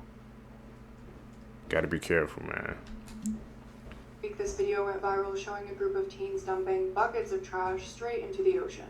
And yesterday, those teenagers finally turned themselves in. They've been identified as 15-year-old Charles R. and 16-year-old Michael K. The group was attending the annual Boca Bash event, where hundreds of people gather on their boats to party. A content creator called Wavy Boats starts filming this specific boat because it was speeding away from the event despite the huge swells, and accidentally captures them committing a crime. 4K. They captured the teens dumping 2 full trash cans filled with bottles, cans, and plastic cups straight into the ocean. And when they noticed the drone filming them, they started celebrating. Both teens have been charged with 1 count of causing pollution, a 3rd-degree felony. They face a maximum of 5 years in prison and a $50,000 fine if convicted. The chairman of Florida's Fish and Wildlife Conservation Commission wants the teens to do 500 hours of community service. I think prison time is a little overkill, but if they spend hundreds of hours picking up trash on the beach, they'll probably learn something. When a man was put in prison for killing his mum, his family should have been safe. Then another member of the family was brutally murdered, but this time by someone else. Just a warning here, this case is absolutely sickening. In 2013, the dismembered body of Tanya Bird was discovered in suitcases in the Bronx. Now, if you haven't already watched my first video on this case, I advise you to go back, watch that video, and then come back to this one. Tanya's son, Bassett, was pictured here holding her dismembered head. He was later convicted of her murder and jailed for 25 years to life. However, that was far from the end of the tragedies of this family. While Bassett was in prison, another family member was about to be murdered again, but by another family member. Now, as I said in my previous video about this, convicted murderer Bassett had a son when he went to jail. This was Zamea Coombs. He was a sweet little boy, aged just 4 in 2017. While his dad was in prison for killing his own mother, Zamea was in custody of his mum, 28-year-old Zara Coombs. She was dating somebody else at this point. She was no longer with Bassett. In January 2017, Zara was at home with her little boy when he asked for something to eat. She refused to give him any food, so he took matters into his own hands and went over to the fridge to grab an egg. He then accidentally dropped the egg on the floor. She reportedly became so enraged that she beat him to death with a broomstick. The little boy didn't stand a chance. She then callously put his body in a storage container and carried on with her daily chores, like feeding her little baby. When Zara's boyfriend returned about 20 minutes later, he found the absolutely horrifying scene. He was confronted by the realization that his girlfriend had just murdered her own child. He rang police, they raced to the scene and rushed the little boy to hospital, but it was tragically too late. Shockingly, she was only given 17 years in prison after pleading guilty to manslaughter and endangerment of a child. This pedophile cop committed one of the worst crimes I've recently read about. Weird This is 28-year-old Stephen Kyle Cugini. Stephen previously served with the United States Army, and afterwards he became a police officer in Pennsylvania. So on Monday, April 15th, 2024, after the 13-month-old baby that he was caring for was dropped off at daycare, the employees there noticed that the baby was badly injured, and they reported it to authorities. I'm just going to read this to you. The baby was taken to the hospital then for her broken tibia, fibula, bruising on her face, ears, left foot, ankle, butt, and genitals. And the doctor noted, quote, significant injuries to the genitals. But this was complicated. You see, at first the 13-month-old baby's mother tried to cover for her boyfriend. She claimed that the family's dog had caused the injuries and this was nothing more than diaper rash. However, she would soon make a disturbing admission. On Saturday, April 13th, this woman had let Stephen give her 13-month-old baby girl a bath. Apparently, Stephen told her that he had locked the bathroom door to keep her 5-year-old son out, but soon the mother heard her daughter, quote, cry very loudly and, quote, repeated pounding. She then went and knocked on the door, and it took 10 seconds for Stephen to open up. And when he did open the door, she noticed that his shirt was soaking wet. So, based on the injuries, authorities then arrested Stephen Kyle Cugini, but he immediately tried to claim that all this is a misunderstanding. This was just diaper rash. He said that he had seen the same diaper rash in his 2 own twin daughters. That's right, to add insult to injury in this terrible situation, Stephen actually had 2 kids of his own. This is his LinkedIn profile. You can even see down here, he says, I am also a father of twin daughters. I don't even want to know what happened there. Thankfully, though, Stephen has been arrested and he's expected to face charges for all of this. But it always blows my mind how respectable people like Stephen, a guy who was in the United States Army, a guy who took an oath to protect and serve people of this nation, how someone like that can do such a depraved, disgusting, disturbing thing. And if you want to hear more true crime stories, listen to the podcast Murder in America that I co-host with my wife Courtney. It's available on all streaming platforms. It's crazy. I was always like a person in authority or something like that, man. As a teacher, or somebody who was in the damn army. Like he said, your job was to protect and serve, and he was doing the complete opposite of that. On the head of the mom, she was trying to cover up, man. What was going through people's minds? Like, when you see that caught, man, they just come up with all these sorts of lies, man, just to try to cover it up. It's too late, man. You gotta stay with me to the end of the video. You're a true seeker, seeking the truth. I really appreciate the support, man. Like I said, guys, we're doing daily uploads, so in order for me to continue to do that, I need you guys to hit that like button, subscribe, comment down below, man. Like I said, it just helps the algorithm, so I really appreciate the support. Follow me on my social medias, man, so we can always stay connected on with our community. Guys, gonna catch you in the next one. I'm out. Peace, seekers.